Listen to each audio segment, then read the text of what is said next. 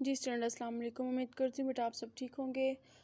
First of all मैं आपको बता दूँ कि हमारा सब्जेक्ट का नेम क्या है। बेटा subject name is business law. ठीक है, बिज़नेस लॉ बीकॉम पार्ट 2 आपका सब्जेक्ट है और थ्योरेटिकल सब्जेक्ट है। ठीक है, इसमें हम अकॉर्डिंग टू कोर्ट, ठीक है, according to law of Pakistan और दूसरे भी कुछ इसमें हम डिस्कस करेंगे।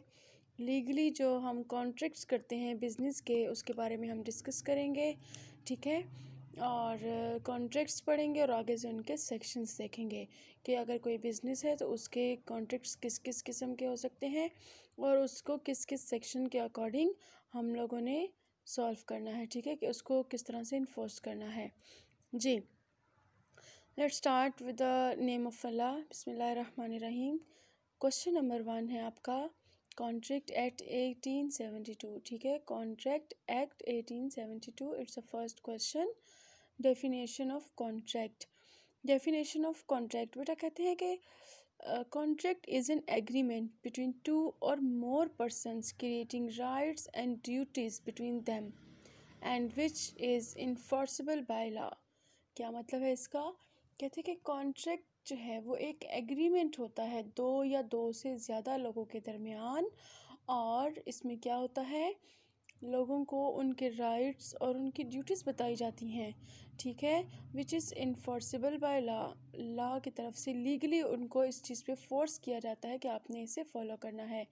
ये वो वाला बिज़नेस होगा, ये वो कॉन्ट्रैक्ट्स होंगे जैसे कि आपने पहले आईटीबी में पढ़ा होगा बेटा कि बिज़नेस को रजिस्ट्रेशन करवाए, अगर आप अपनी फर्म को रजिस्टर्ड करवाते हैं, अपने बिज़नेस को रजिस्टर्ड करवाते हैं रजिस्ट्रार ऑफिस में, एप्लीकेशन सबमिट करवाते हैं, फॉर्म सबमिट करवाते हैं फिल करके, तो फिर उनको कुछ राइट्स एंड ड्यूटीज़ बताई जाती हैं जिनको उन्हें लीगली फॉलो करना होता है। ठीक है, वो फिर उसके लिए उनको इन्फोर्स किया जाता है, क्योंकि अगर वो नहीं करेंगे तो फिर वो रजिस्ट्रेशन उनकी कैंसिल भी हो सकती है या फिर उनका बिज़नेस ख़त्म भी किया जा सकता है, डिज़ोल्व भी किया जा सकता है बाय द कोर्ट।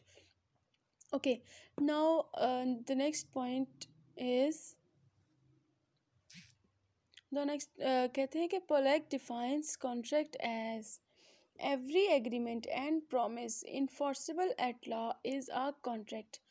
ये कहते हैं कि कोई भी एग्रीमेंट है या कोई प्रॉमिस है जो लॉ की तरफ से इन्फोर्स कर दिया जाए, इन्फोर्सेबल हो, वो कॉन्ट्रैक्ट कहलाता है। ठीक है, अच्छा, उसके बाद कहते हैं अकॉर्डिंग टू सेक्शन 2H।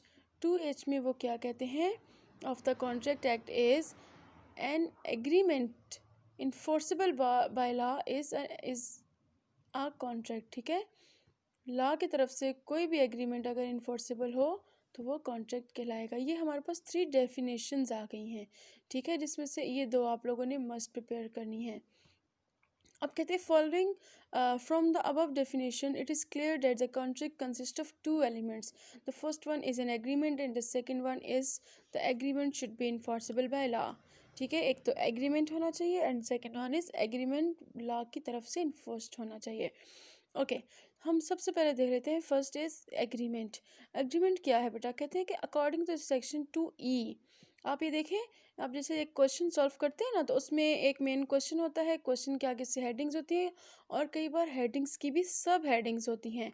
ठीक है, तो हमारा क्वेश्चन क्या है, हमारा आर क्वेश्चन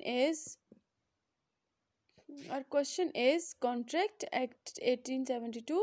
उसके अंदर हमारे सेक्शंस और सेक्शंस जिस तरह के सेक्शन 2 के आगे से एग्जांपल्स 2H 2E वगैरह वगैरह।